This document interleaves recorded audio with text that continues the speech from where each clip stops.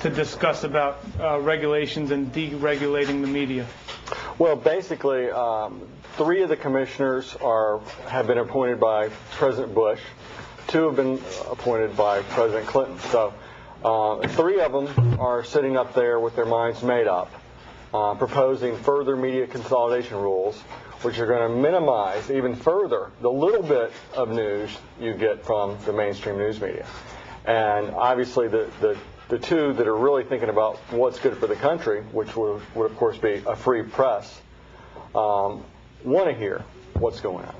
And you know, this Friday coming up is the last public hearing. It's in Seattle. It's going to be the last opportunity for people to speak to the FCC about the proposed media consolidation changes. What's your take on the media consolidation and what they want to do? Well, they already tried to consolidate it further, and there was a lawsuit that was filed. The judge basically ordered them to try again, didn't allow the further consolidation. But already we have a situation where 6 major conglomerates own over 90% of the media outlets in our country.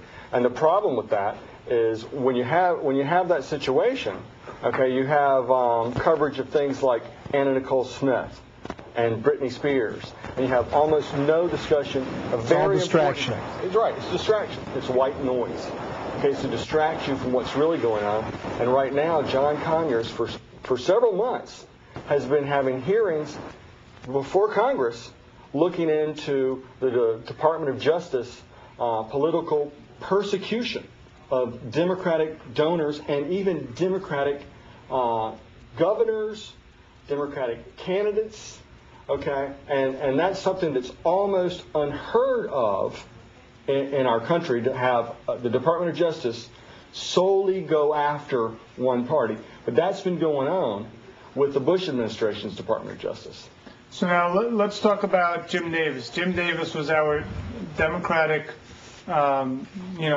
disappearing candidate for governor. He was a Democrat running for governor against Charlie Crist. And I was at the hearing, everybody was there, just want to see what was going on. He comes up to the mic first, and you would assume, being that he was the Democrat, that he would be there against media consolidation. And why don't John, you take up what happened when he got up to the mic? Well, he got up there and said, well, previously I wasn't against further media consolidation, but now that I'm with a big law firm representing, just for sake of clarity, Media General, for example, now all of a sudden I'm for it. So what are Democratic voters and supporters of Mr. Davis as a candidate for governor, what are they supposed to think? We don't need any more people like this, and who are running for office from the Democratic Party, who are something less than adherent to the kinds of tenets that the Democratic Party is supposed to be putting forth. Why do you think that, this guy was our, for the state, he was the gentleman that the Democratic Party chose? Why do you think first chance he got when he got out of, it sounds like he's a Republican, if you ask me. Yeah. In his viewpoints, first time he got the very ineffective congressman. For some cash, yeah. He did. Yeah. And I guess we have the clip of you, Mark, there talking to the FCC, and I'd like to play that if we get a chance to show people Mark in action at the FCC hearing. Sure.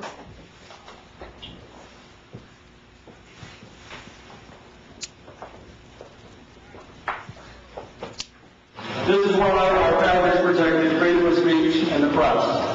They understood that the public needs to know what our government is doing. They knew only an informed public can make sure that we were protected from tyranny.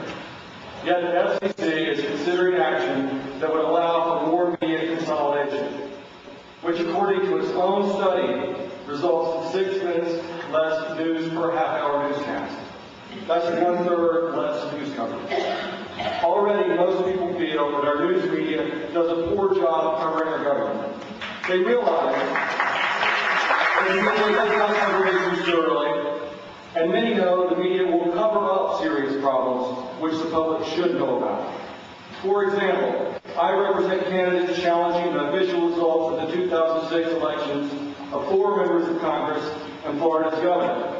We have evidence showing that the official results took votes from Democratic and independent candidates and gave them to Republicans. But there has been little coverage of this serious issue, even though there is abundant evidence that the official results produced by the secret vote counting computers have not been accurate in the last few elections throughout our country.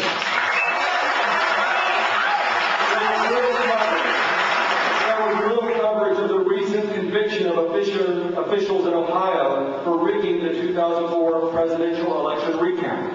If our media will not cover election fraud, then it is not interested in preserving our democracy. Commissioners, do you want to be remembered as someone who further stifled the flow of information and undermined democracy, or as someone who acted to preserve the role of the press in our democracy? Thank you very much. Please choose one.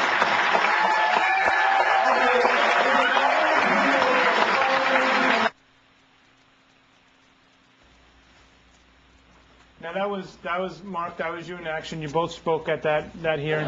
Now I want to take us up to what happened. What was it? 2 weeks ago now? I think it's about 2 weeks ago. About 2 weeks in Orlando. The Democrats had their delegation. John, you were invited, if I get that correctly? Yes, I had signed the notarized document at a Pasco County Democratic Executive Committee meeting, like a number of other people on that day, because they needed delegates to sign up to have delegates at the convention. And not being a member of the DEC, they needed a couple people of that order. And, of course, I was a congressional candidate and, okay, go ahead and sign up. Signed up. I received an email August 26th from Cal Branch, the vice chair of the Pasco County Democratic Executive Committee, looking for my $50. I had never sent my $50 in, but according to even the Tuesday after the convention, after all this occurred, they still had up on the website that people could come and pay their $50 if they were a delegate, or pay $50 if they weren't a delegate and come as a guest.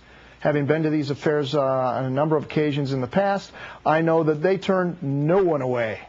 They need people. They need people. It's their biggest fundraising event, and I hesitate to say that this was not the greatest fundraising event that they've had in many years. So now you go out there and take us to, for people to understand, you got thrown out of this. Oh yeah.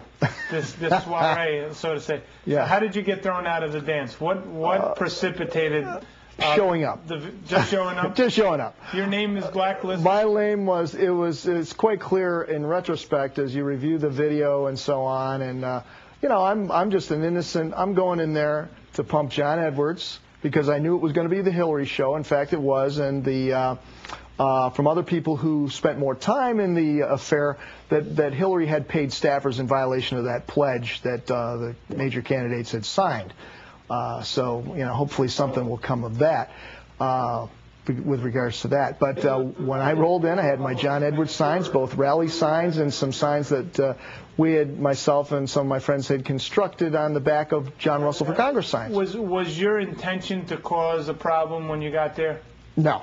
Your intention was... My intention was to remain in the convention and also to attend the Sunday meeting the next day, which I think I think there were multiple reasons for not having John Russell present at that meeting. Number one, they know I don't back down. Number two, they knew I'm a very staunch supporter of John Edwards, and I was going to be pushing John Edwards, and maybe Hillary people, we were going to be questioning the resolve of Hillary people a little bit with some... So in the state of Florida, at this gathering, there's a big momentum for Hillary. I think it's a constructed momentum. Well, they had a birthday party for her, even though she wasn't there. They had a big birthday party. So if you're pushing John Edwards or someone else, you're almost like an outcast. Is that correct? Yeah, exactly. And I'm a fairly well-spoken guy. They know that I'm... You'll say your piece. I'll say my piece. And I didn't get a chance. I walked in, myself, my fiancée Charisse, and Mark Adams walked in. I had the camera in my hand. We didn't go in as we should have, probably, more cautiously with the camera running. Had it in my hand. We're just there. I rolled up to say hi. I saw some people I recognized that I knew. Said, hey, how you doing? I mean, we were not there 5 minutes because Charisse had to go to the ladies' room. Well, sure enough, this guy that I didn't know but knew me said, hey, you're a John Edwards guy. Hey, these people are leaving over here in the table next to the Clint Curtis table.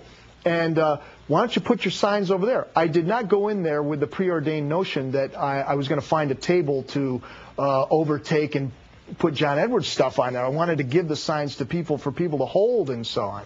So I'm just kind of going along. He's doing all the, all the talking. I'm standing there, and both women say, yeah, okay. In fact, the woman who owned the table pulls out her John Edwards bumper sticker. See, I'm for John Edwards, too. And then I introduce myself. I think simultaneously I introduced myself and dropped the signs on the floor. Of course, you see the back of the signs say John Russell for Congress on there, and I say, hi, I'm John Russell. I ran for Congress. And she takes off like a bullet.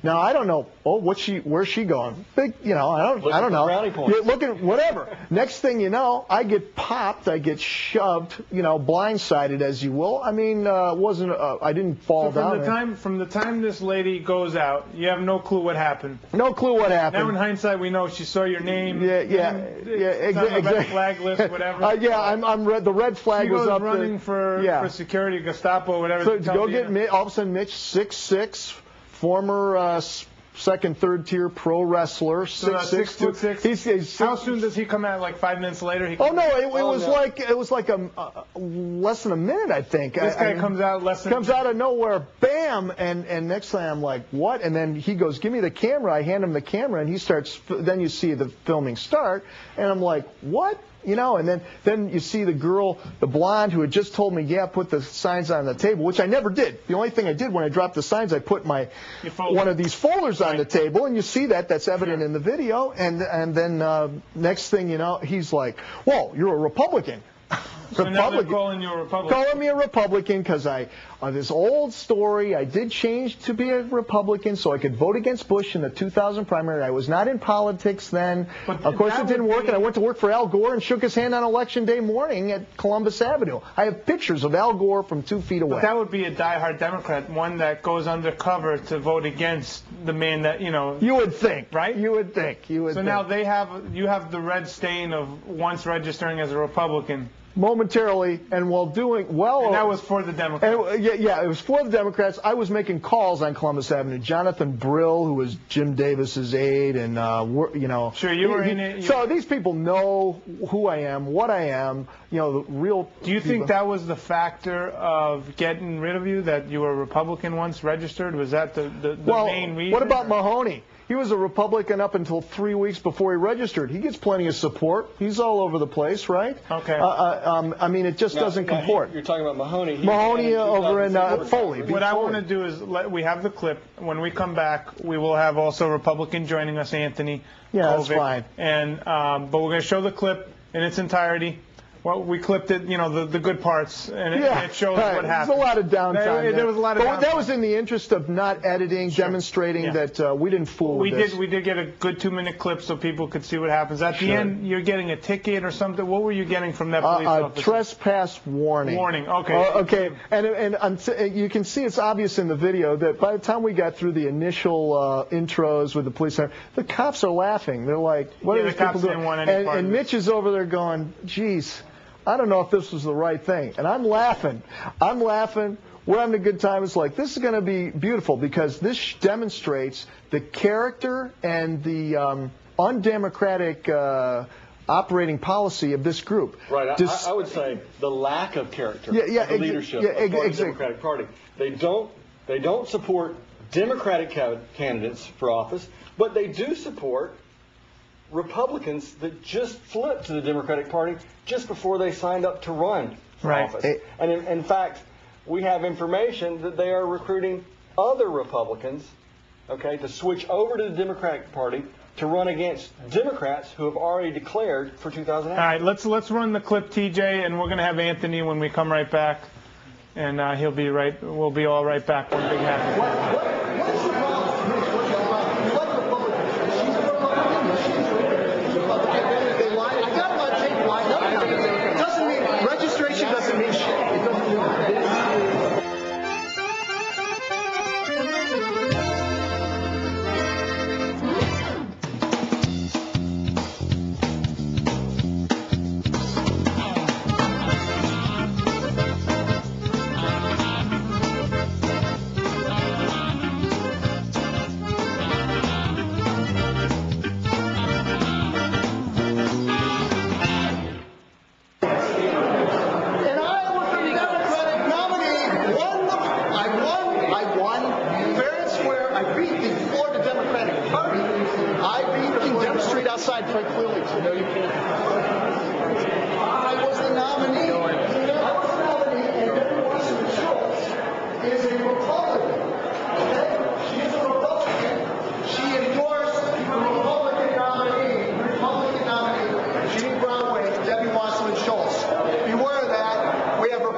Republicans in the Democratic Party.